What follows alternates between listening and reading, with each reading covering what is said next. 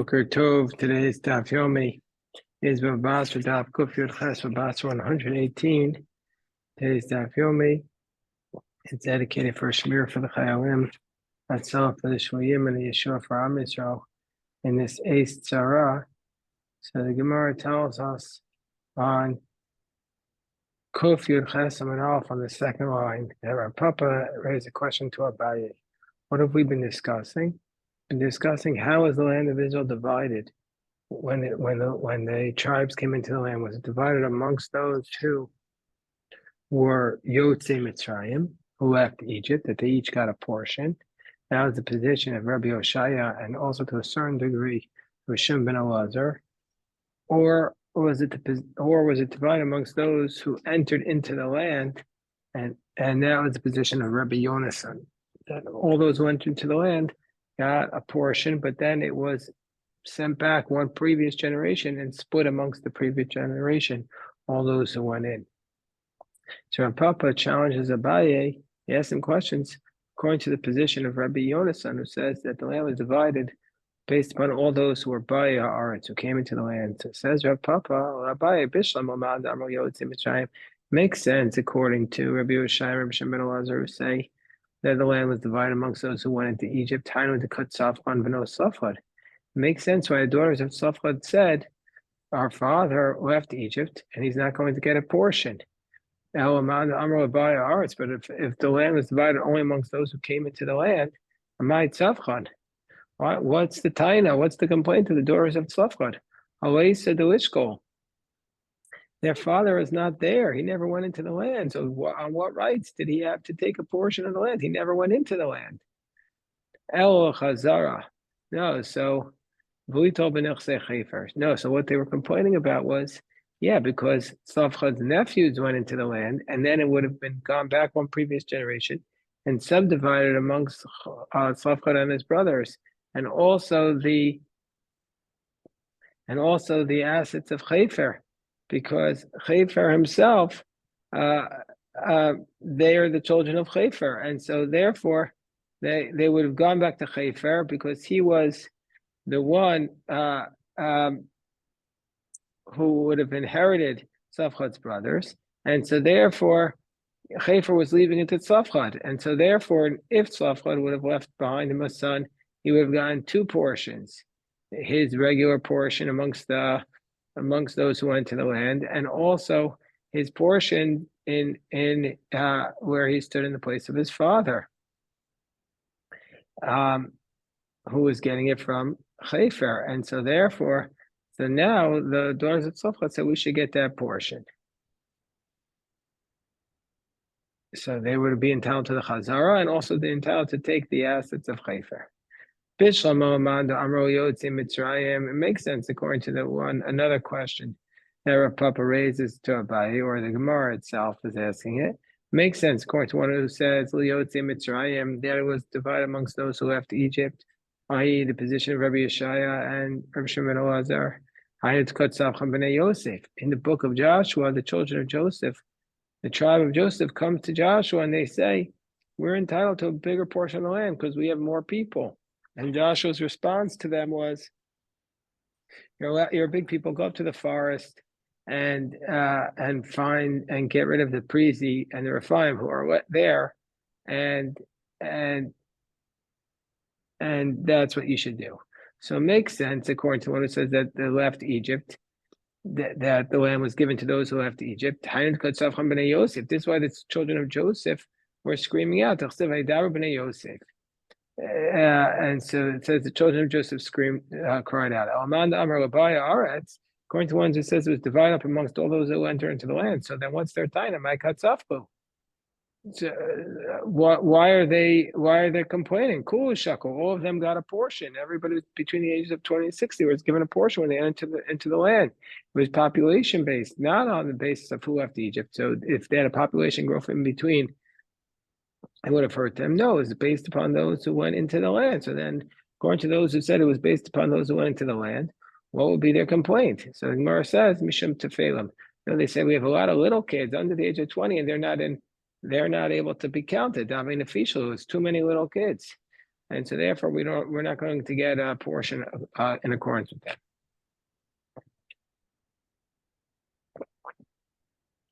Abaye says a tangential point now. Abaye says, based upon the fact, tangentially says, because we see that the daughters of Tzofchad made a complaint, and the tribe of Joseph made a complaint, says Abaye, we see that there was nobody else who didn't get a portion. Because if you were to think there was somebody else who didn't get a portion, then he would have cried out with Slavchad's daughters and with the Bnei Yosef. And since the Torah only records the complaints of Bnei Yosef and Slavchad's daughters, that means they're the only ones who cried out, says Abaye. Everybody else got a portion. And Rashbam says, what are you talking about? How is it possible that anybody else would not have got a portion? So Rashbam explains as follows. We'll read the Rashbam. Rashbam says, Mitzavachas b'nei Yosef b'nei Tzlafchad delav echad. We learn from the fact that the Bnei Yosef and the daughters of Tzlafchad cried out that there was nobody else but Kol Shvatim amongst all the tribes that did not take a property, either he or his father. And even though that it could have happened, and how could it have happened? Rashbam explains, according to the one who says Yotzi Mitzrayim, according to the one who says that all those who left Egypt got a portion. So it could have been that there would be people under the age of 20 who didn't have a father. They were under the age of 20 when they left Egypt, and they didn't have a father. So then they went and got a portion because they didn't get one because they're under 20, and their fathers were not there, and so therefore they didn't get a portion. But that never happened because it says Rashbam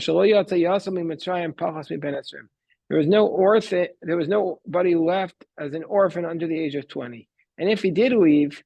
Then what would have happened is one of his relatives would have died in the wilderness who was from those who left Egypt, and he would have given it to him. Like the daughters of Tzlafchad, who are worthy themselves to take a portion in the land, but they got the portion of their father. And according to the one who says, so therefore it never happened from the Yotzi Mitzrayim. And according to the one who says that those who came into the land, also would say that all those who entered less than 20, they didn't get a portion, but they got it through the Chazara from all the heirs who went into Egypt, from those who left Egypt. And otherwise, they wouldn't take it. And still, they didn't have such a person. There was nobody there who this happened to, because all those who entered into the land who were above 20 took a portion. And the minors and the orphans, they got it all through the Chazara, like the daughters of Tzlafchad. And if they didn't have a father and they didn't have and if they didn't have those who didn't have ability to get an heir, not from their father's father, not from their mother's father, then their father would have gotten a portion because of the Baya Aretz. And so therefore they would never have been able to scream. So it never happened that there was such a person who went in who didn't have, there was no other person, says Abaye. And it could have happened, but it didn't happen. Says back to the Gemara. As if there was such a person who never got a portion, then he would have cried out like Bnei Yosef and like Bnei Tzlafchad. And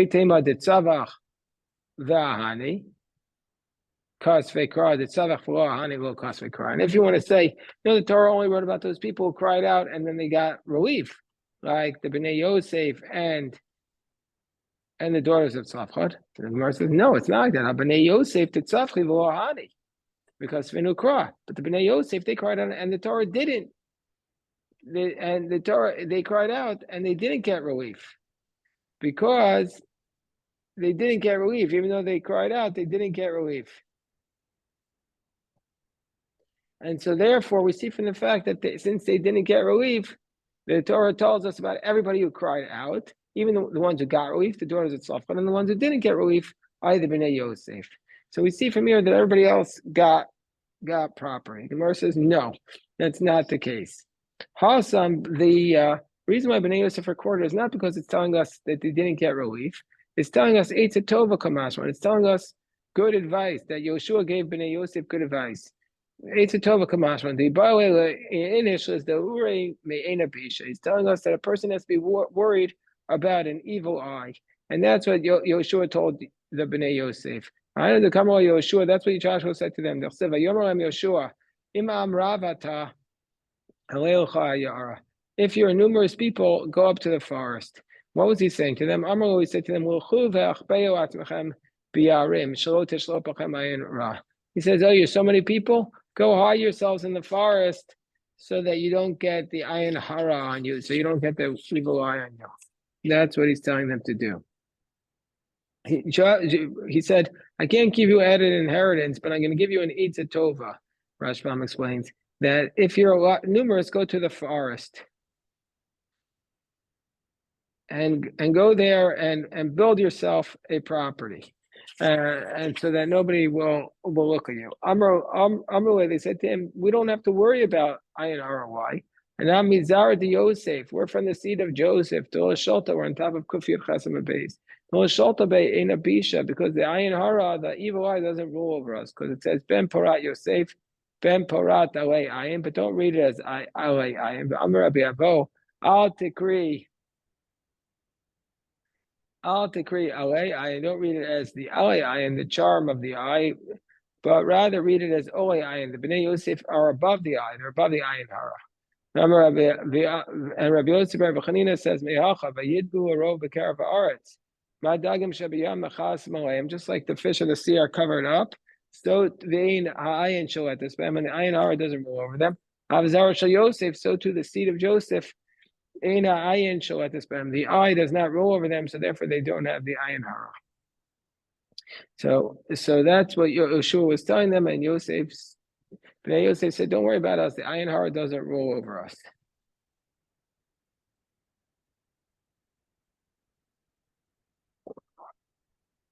But it's a little bit of an issue because you could see the water, you could see the fish in the clear water. So that's something to think about.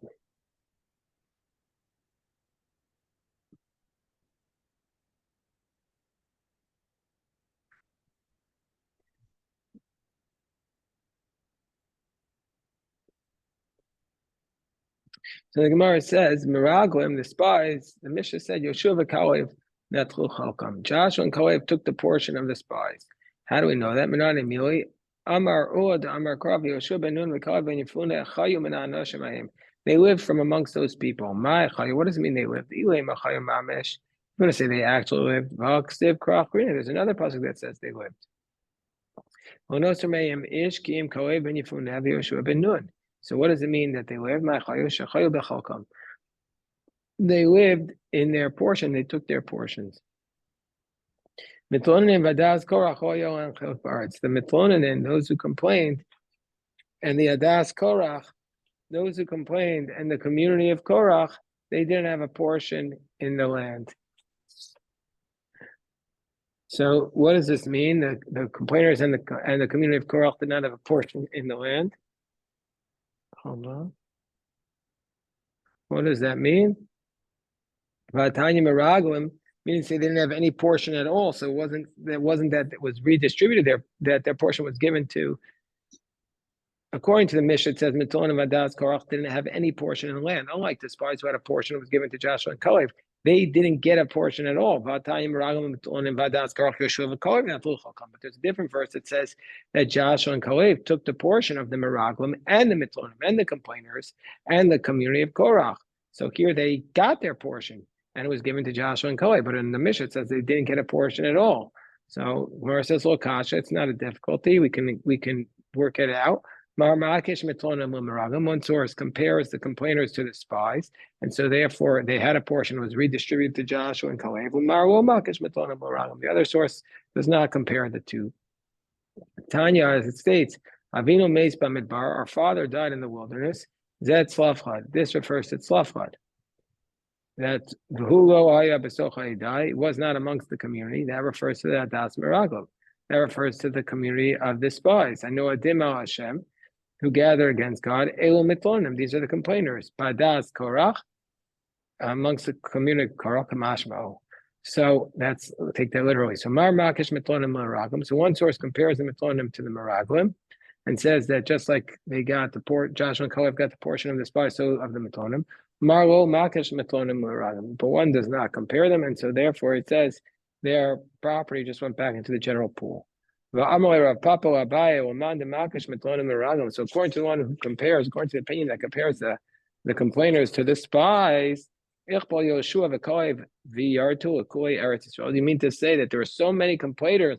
So Joshua, it's because it says, because the pasuk says that all the people complained. So you mean to say, as a consequence, that all the people are complaining, and so therefore they got so much property?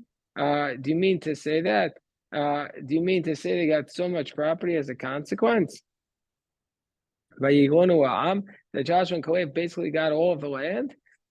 No, we're just talking about those 250 complainers with Korach, not all of Israel. According to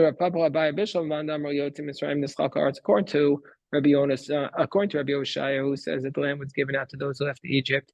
As it states, that's how we understand the verse. That the tribe of Menashe got 10 portions. That's how we can understand that they got 10 portions. Shisa Deshita Batiavas. There were 6 families listed from Menashe. And the 4 from the daughters of Tzlafchad. That gets to 10. But according to one who says that it was given into those who came into the land, there would only have been 8 portions. How so? Shisa Deshisa Batiavas, the 6 of the 6 families, betrayed Didayu, Hatamanya, and then the 2. And then there would be the Tredido, and then the 2 portions of the daughters of Tzlafchad, meaning to say the portion of Tzlafchad himself and the portion of his firstborn, because basically of Chefer, that Chefer left back for him, and then the portion of Tzlafchad. But since Tzlafchad didn't actually go in, they didn't get his actual portion, so there'll be 8. So, but according to the one who says that from those left Egypt, it would be 10. How so? Because they have the 6 of the Bati Avos, and they had the portion of Tzlafchad, and they're his double portion because he's a firstborn, and also they would have the portion of Tzlafchad, and they would have the portion of Tzlafchad in Chefer, and then they would have the double portion that Tzlafchad got from being a firstborn. And then they would, you'll see there's going, that the Gemara is going to say he had another brother who died without anyone, and he would get his portion.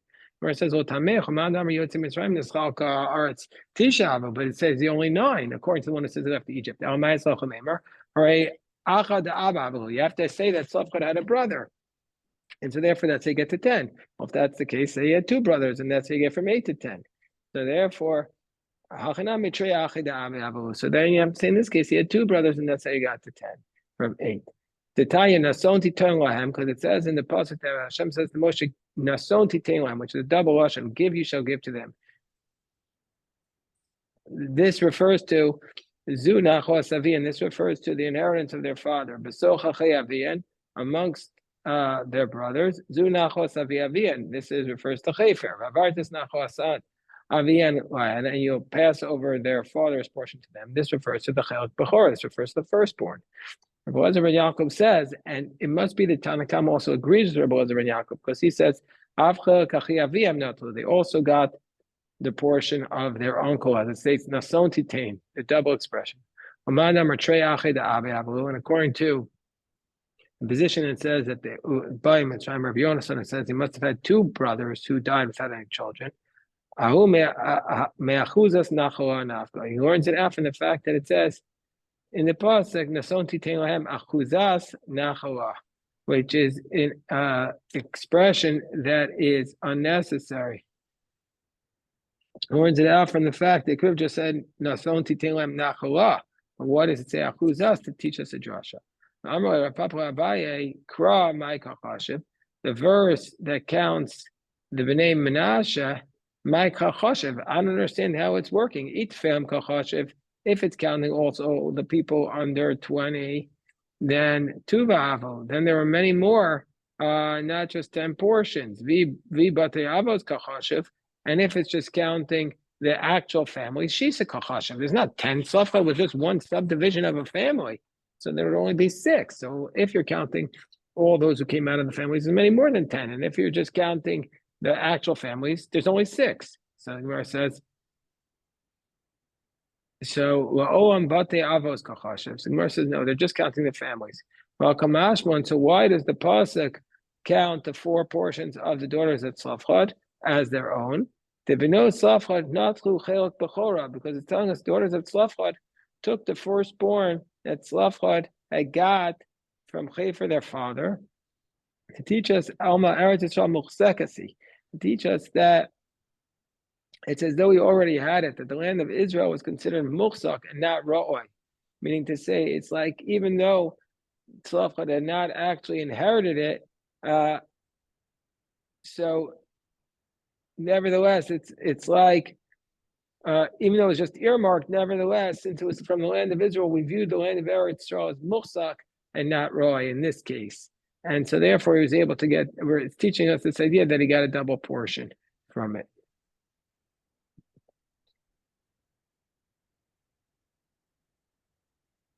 Okay, we'll stop the daf yomi here. Everybody should have a good mo. If you have any questions, I'm happy to address.